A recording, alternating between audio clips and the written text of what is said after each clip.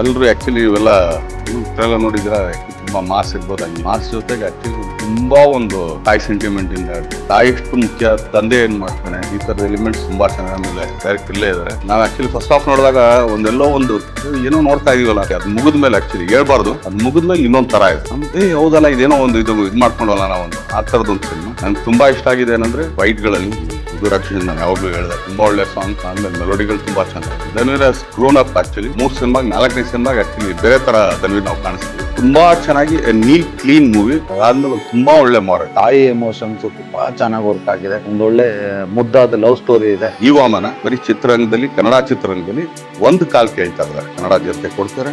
ಆ ಹೆಜ್ಜೆ ತುಂಬಾ ಒಳ್ಳೆ ದೊಡ್ಡ ಹೆಜ್ಜೆ ಆಗುತ್ತೆ.